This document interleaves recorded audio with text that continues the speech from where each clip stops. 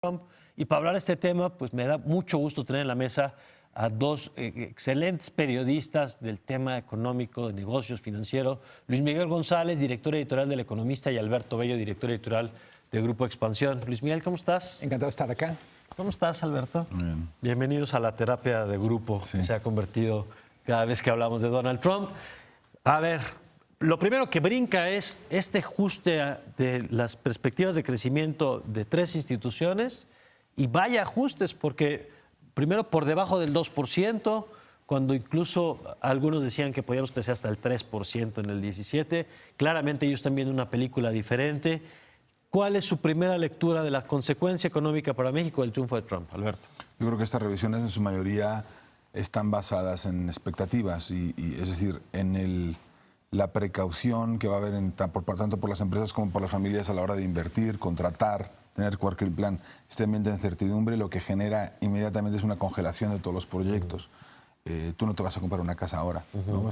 Sabiendo que no sabes si el año que viene cómo va a estar la economía, si vas a tener trabajo o no. Entonces yo creo que esto es apenas el principio, porque depende en realidad de qué sí puede hacer y qué no puede hacer Trump, de su plan de 100 días, si efectivamente, qué va a pedir en la renegociación del TLC, si va o no va a empezar a deportar gente desde el primer día, lo que evidentemente, y si México se va a negar y si vamos a llegar a un conflicto frontal con Estados Unidos en el tema migratorio. Entonces hay una serie de incógnitas, y lo que hay ahora mismo es la certidumbre de que no sabemos qué va a pasar, pero que sí muchas empresas van a dejar de invertir, muchos proyectos se van a detener, la inversión extranjera directa, pues ¿para qué vas a invertir en México si no sabes el futuro del TLC? Eso es lo que estamos viendo ahora. Creo que Alberto lo pone perfectamente. La incertidumbre pone una pausa, congela decisiones. Me gustaría recapitular qué dijo Trump sobre economía que afecta a México. Está lo primero, que son relaciones bilaterales, renegociación del TLC, un posible impuesto a las exportaciones de empresas de Estados Unidos que se relocalizaron en México, y un posible impuesto a las remesas. Un ejemplo concreto es todas las armadoras. Todas las armadoras automotrices. Lo que hoy está Aguascalientes, Guanajuato, Coahuila, Puebla, que hoy le venden a Estados Unidos, están en esta incertidumbre. Pero no sé si es para el pasado, yo creo que es para las que lo empezaran a hacer a partir de ese momento. Hay que decirlo, su argumento fue en campaña, no un plan concreto. Decía Peter Thiel, un inversionista muy sofisticado que tiene inversiones en Facebook, en Twitter, decía él, el problema con muchos de los que quisieron entender a Trump es que lo tomaron literalmente y no lo tomaron seriamente. No es exactamente el mensaje si el 35% se lo va a poner, sino la amenaza de que ponga algún tipo de sanción a quien relocaliza. Cuando decimos relocalizar es sacar una fábrica de Estados Unidos para ponerla en México y a su vez aprovechar el Tratado de Libre Comercio para exportar. Decía muy bien Alberto, se da por hecho que se va a renegociar el TLC. No necesariamente una renegociación del TLC va a ser mala para México en el mediano plazo. En el corto plazo, la sola palabra renegociación va a congelar inversiones. Yo soy optimista en el mediano y largo plazo, pero en el corto plazo es muy difícil que incluso los cambios para bien, la economía los procese bien. A ver, esa es una cosa que han dicho que me parece central, es qué puede y qué no puede hacer Trump. Porque ha dicho, por ejemplo, que a las remesas se aplicaría algún tipo de impuesto. Estamos hablando de 24,000 millones, si no me equivoco, el año pasado. Es decir, que tendría un efecto importante también para la economía y para las familias. ¿Qué sí puede, Alberto? Y en todo caso, ¿qué depende también del Congreso, que hoy sabemos también se mantiene de mayoría republicana? El presidente sí puede autónomamente decidir cancelar el TLC. Tienes una prerrogativa presidencial, pero también él tiene que negociar con un partido republicano que ha apoyado cualquier tipo de política de comercio exterior. Entonces hay una parte que es, ya escuchamos a Ryan que dice, digamos, el líder republicano dice que va a apoyarlo al nuevo presidente incondicionalmente, pero también está buscando chamba, ¿no? Lo que depende mucho de la renovación al interior del partido republicano. Estados Unidos, como México, forma parte de la Organización Mundial de Comercio, que tiene sus reglas. El TLC, gran parte de lo que está en el TLC ya es marginal la diferencia que tiene con, digamos, de lo que pueda ampararse bajo la Organización Mundial de Comercio, que tiene sus reglas sobre cuando ya has llegado a cierto nivel de liberalización, no puedes echar pasos atrás bajo las reglas de la Organización Mundial de Comercio. Entonces, yo creo que tenemos que estar pendientes de esas dos cosas. ¿Qué van a hacer los republicanos pro comercio y cómo van a hacer con Trump en votos? ¿Cuáles van a ser las batallas que va a elegir Trump sí hacer internamente con su partido? Y dos, es poco lo que puede hacer en términos del TLC, más que subir 1 punto, 2 puntos aranceles. No puede hacer locuras porque hay un régimen por encima del TLC que ha crecido en impacto en los acuerdos. Más allá de lo que es la negociación política con su partido, con el Congreso, está la negociación con factores económicos reales. Yo diría, si pusiéramos 3 categorías o 3 grandes bloques, uno es corporaciones que hacen operaciones industriales entre México y Estados Unidos, armadoras, automotrices, eléctricos y electrónicos. Está Wall Street, toda la negociación con el sistema financiero. Y vamos a poner una tercera categoría que son remesas. Mi preocupación es Wall Street y las armadoras, la gran industria, tiene capacidad, tiene músculo para enfrentar un presidente. Cuando dices músculo, tiene, por ejemplo, legisladores. Cabilderos, legisladores, tiene argumentos en los medios especializados, tiene forma de oír su voz. Me parece que el grupo más vulnerable de los que están amenazados por las promesas de campaña son los inmigrantes.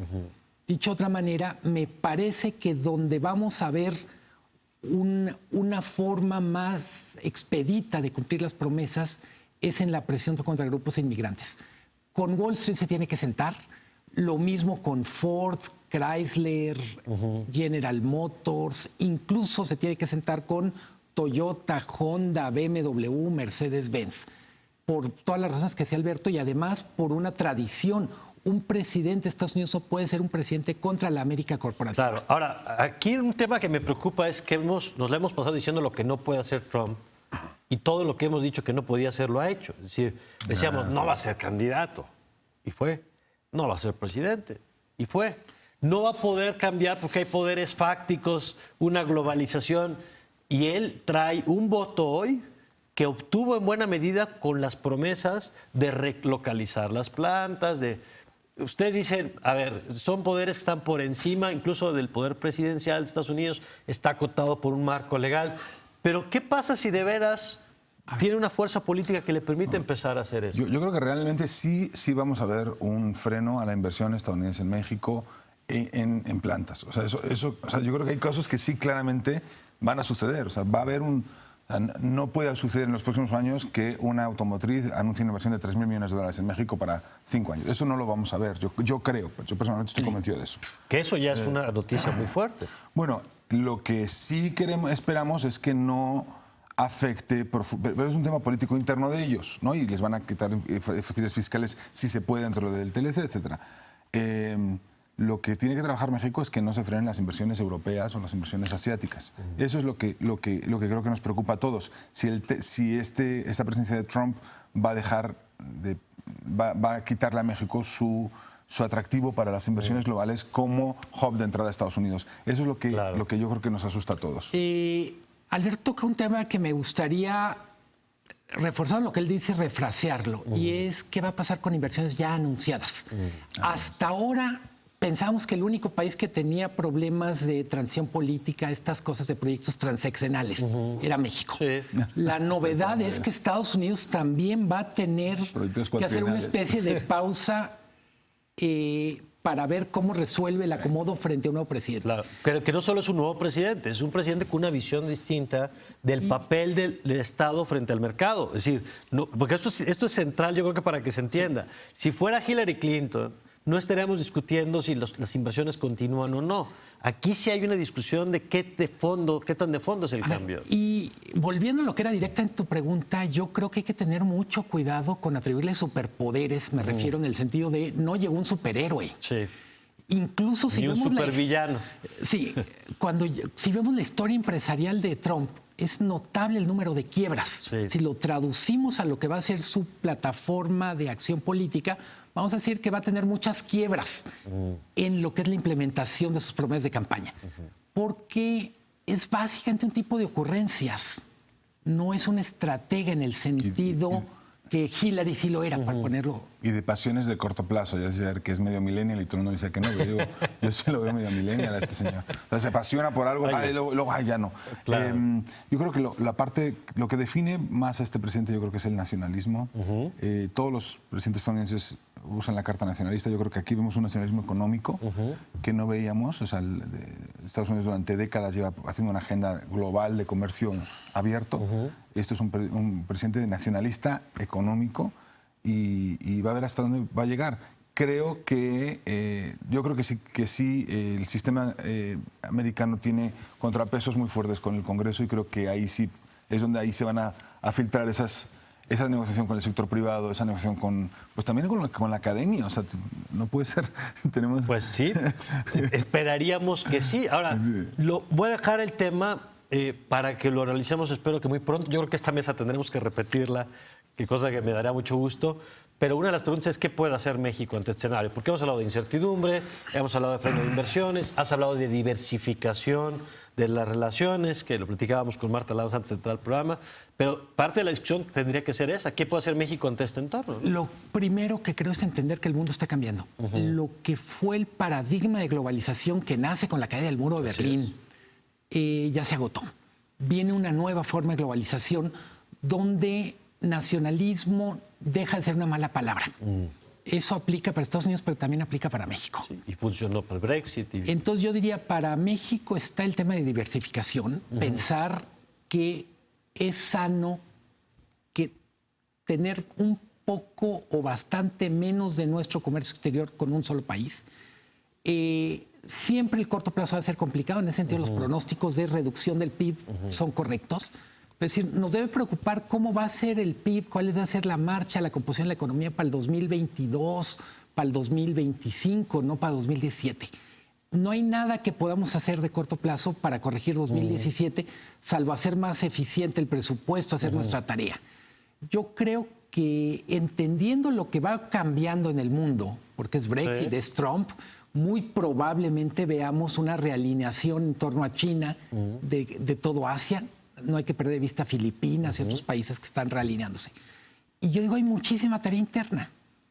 Tiene que ver con una política fiscal más promotora de la inversión, más promotora del desarrollo de capital humano.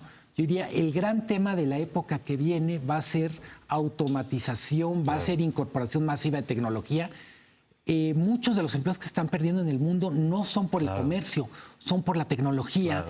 Y México no tiene una política tecnológica transversal, alineada.